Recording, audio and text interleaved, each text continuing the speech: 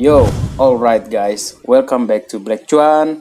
Jim Cramer sempat kita lupakan gara-gara kenaikan harga Bitcoin ataupun aset kripto ya yang terjadi beberapa minggu yang lalu pasca si Jim Cramer ini menyatakan bahwa Bitcoin ini sudah mati atau jangan beli dia, malah harganya naik. Kemudian tiba-tiba dia bullish teman-teman. Dan hari ini pun setelah di tanggal 8 kemarin dia mengatakan bahwa saya tegaskan ini adalah bull market.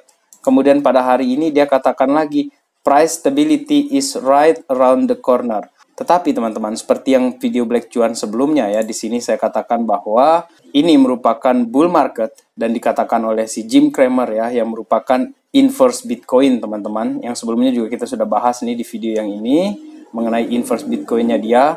Dan ekonomi Amerika Serikat itu yang dikeluarkan datanya itu kan bahwa baik-baik saja semuanya, pokoknya CPI bagus, pokoknya inflasi bisa ditahan. Dan ternyata teman-teman ada satu di sini yang kita lupakan, ini salah satu perusahaan terbesar ya di Amerika ini, Amazon, itu mengalami kerugian terbesarnya mereka ini teman-teman. Dan ini perlu untuk menjadi concern kita ya.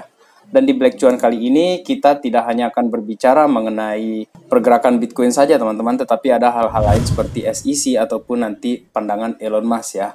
Oke, dan yang pertama di sini kita bahas dulu ya sebentar ini keadaan kita di market ini teman-teman, dan ternyata memang Bitcoin ini terjadi penurunan untuk keseluruhan market cap minus 3,8%. Kemudian BTC sekarang ini berada di 21.800-an teman-teman. Jadi ya inilah kita bisa lihat di sini terjadi penurunan ya. Kemudian teman-teman disinilah yang saya katakan sebagai concern kita yang paling parah ya di sini.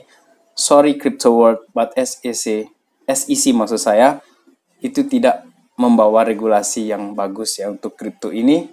Jadi dia malah menjadi semacam penyakit ya atau momok lah kita bilang seperti itulah untuk market kripto ini teman-teman. Dan gara-gara si Gary Gensler tersebut ya, Kraken ini terpaksa membayar 30 juta dolar untuk settlement dia dengan SEC atau Gary Gensler ya. Dan apa yang SEC lakukan itu adalah inilah yang kita sebut sebagai regulation by enforcement. Jadi ini regulasi yang dipaksakan teman-teman. Dipaksakan ini.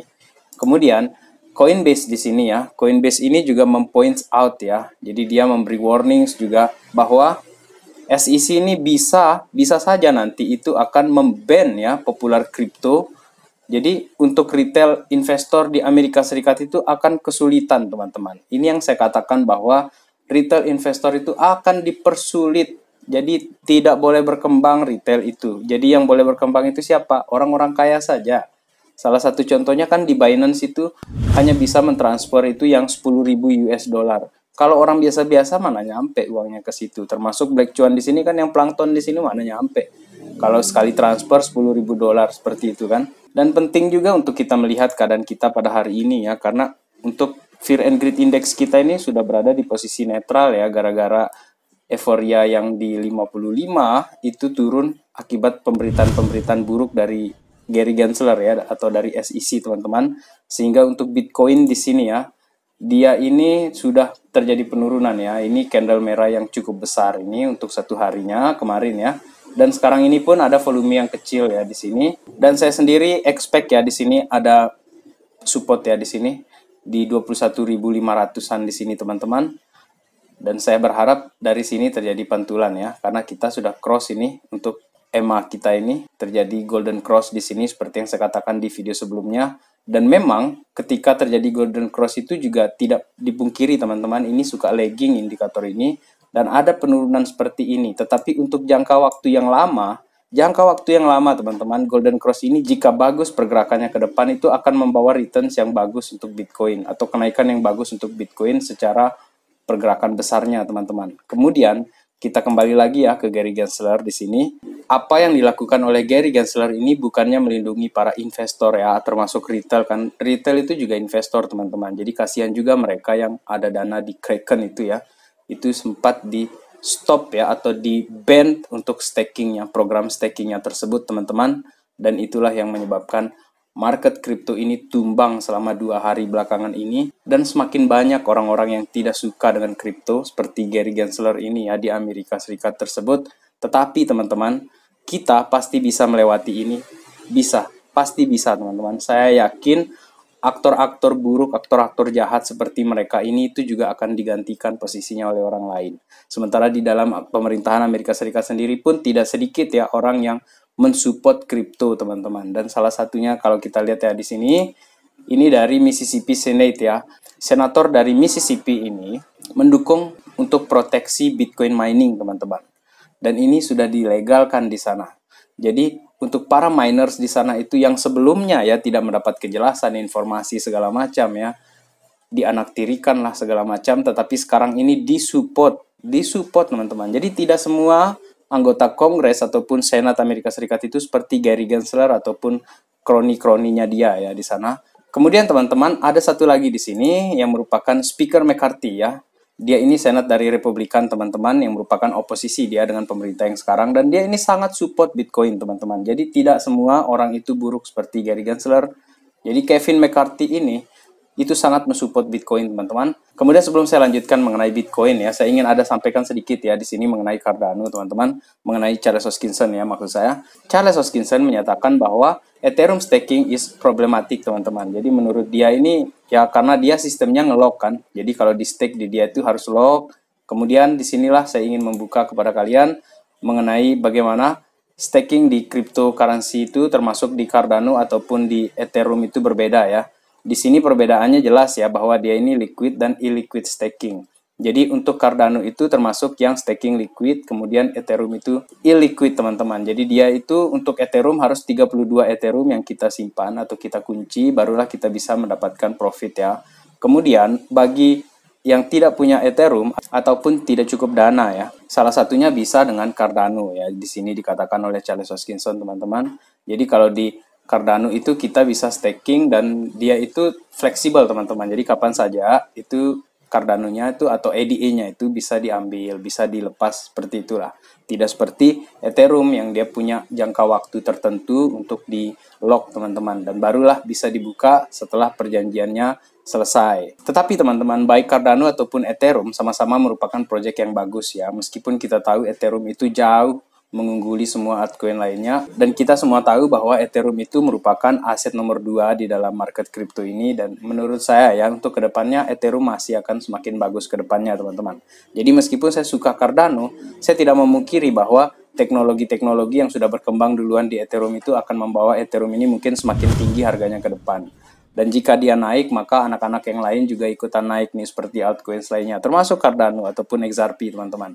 Kemudian balik lagi ke Bitcoin ya. Bitcoin ini yang saya bicarakan di sini, teman-teman, bahwa meskipun aktor buruk seperti Gary Gensler dengan kroni-kroninya yang membenci Bitcoin ya, untuk Bitcoin sekarang ini ya, persentase supply last active 2 years, teman-teman. Jadi sekarang ini orang-orang yang hold Bitcoin selama 2 tahun terakhir ini semakin meningkat ya, meskipun harga ini turun, dan mereka ini yakin bahwa kedepannya akan semakin naik ini Bitcoin.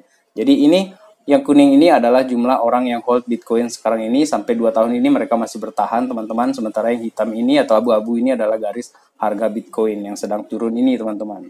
Kemudian kalau kita lihat dari chart di sini, ada salah satu di sini crypto rover yang saya ambil ya. Seperti yang saya gambarkan tadi, bahwa ini adalah salah satu area support untuk Bitcoin, dan diharapkan di sini terjadi pemantulan ya, teman-teman.